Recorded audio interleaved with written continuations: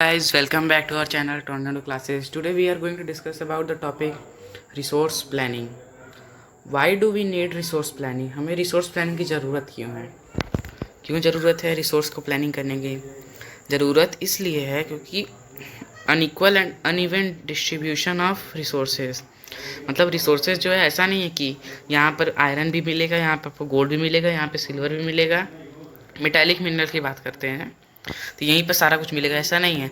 Unequal and uneven distribution है, मतलब कि जैसे झारखंड और वेस्ट बंगाल, उड़ीसा, ये सब के बॉर्डर पे वहाँ पे हमको आयरन मिनरल बहुत ज़्यादा मिलता है, तो अब पूरे कंट्री में हम लोग को उसको ले जाना होगा, तो वहीं पर सबसे ज़्यादा है, तो ऐसा थोड़ी ना है कि वहीं के लोग उसको यूज़ करेंगे, उसकी ज़रूरत पूरे कंट्री पे है। तो इसलिए इसको माना गया है कि रिसोर्सेज जो हैं हमारे अनइक्वल एंड अनइवन डिस्ट्रीब्यूशन है, मतलब उनको वैसे नहीं बांटा गया कि हर जगह उतना उतना, कहीं पे आयरन ज़्यादा है तो कहीं सिल्वर ज़्यादा है, कहीं गोल्ड ज़्यादा है, ऐसे करके। तो इसीलिए हमको रिसोर्स प्लानिंग की ज़रूरत है कि पूरे कंट्री में वो बराबर पहुँचे, जो जितना यूपी में पहुँचे उतना ही जम्मू कश्मीर में पहुँचे और उतना ही तमिलनाडु में पहुँचे।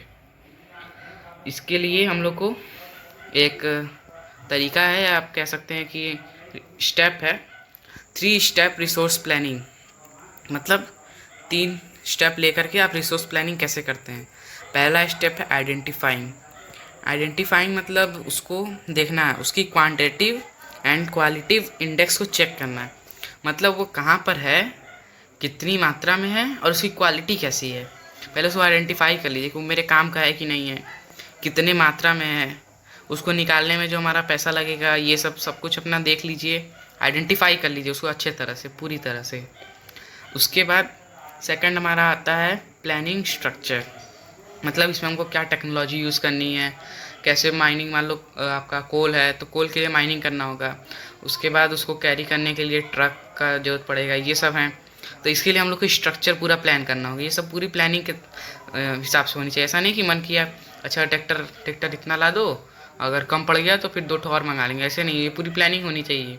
इतना टन कोल निकलेगा तो इतना हमको ट्रैक्टर चाहिए होगा, ये पूरा प्लानिंग होना चाहिए, प्लानिंग स्ट्रक्चर हो गया। उसके बाद हमारा ओवरऑल डेवलपमेंट, मतलब पूरा डेवलपमेंट हम लोग को पता होना चाहिए कि अगर मान लो झारखंड से आप आयरन निकाल रहे हो, तो झारखंड से आयरन निकाल रहे हो तो उसका जो हम लोग का उसका डेवलपमेंट हो रहा है वो पूरे कंट्री में दिखना चाहिए, वो जो पूरे कंट्री में उसका कुछ पार्ट होना चाहिए कि हाँ ये आयरन की वजह से हमारे कंट्री का कुछ डेवलपमेंट हो रहा है, इसका होल कुछ पार्ट होना चाहिए हमारे कंट्री के डेवलपमेंट में। अब हमारा टॉपिक है तीसरा वाला, कंजर्वेशन ऑफ रिसोर्सेज, मतलब रिसोर्सेज को कैसे कंजर्व किया जाए, मतलब आप समझ ही सकते हो, बचाना उसको, मतलब रिसोर्सेज को ऐसे नहीं कि फालतू में यूज़ करो, जब ज़रूरत पड़े तभी उसका यूज़ करना चाहिए। उसको रिसोर्सेज है हमारे पास लिमिटेड है और इतना भी ज़्यादा नहीं है कि हम लोग इसको फालतू में वेस्ट कर सकें, हमारे पास जितनी भी चीज़ें हैं सब लिमिटेड हैं, हमें उसे बचा करके यूज़ करना होगा, नहीं तो फ्यूचर में वो जब लुप्त हो जाएगा तो आप लोग उसको यूज़ करने लायक रहेंगे ही नहीं, रहेगा ही नहीं तो यूज़ क्या करें।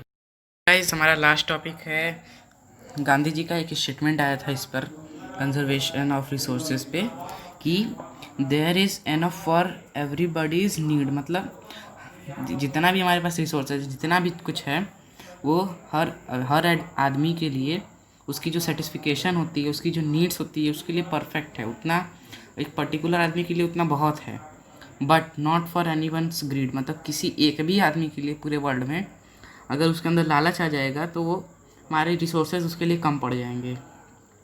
इसका सीधा सा मतलब ये होता है कि एक मास प्रोडक्शन, आपने सुना होगा, मास प्रोडक्शन मतलब ये होता है कि आप ज़्यादा से ज़्यादा प्रोडक्ट बना लेंगे और उससे अपनी जीडीपी इंक्रीज़ करेंगे या उससे पैसा कमाएंगे, तो ऐसे नहीं, आपको एक्स्ट्रा नहीं बनाना है। ये गांधी जी बोले थे कि ये प्रोडक्शन बाई मास होना चाहिए, मास प्रोडक्शन नहीं होना चाहिए। मास प्रोडक्शन मतलब ज़्यादा प्रोडक्ट कर लोगे, उसके बाद बेचोगे या कम पड़ेगा तो वो बर्बाद होगा, ऐसा नहीं होना चाहिए।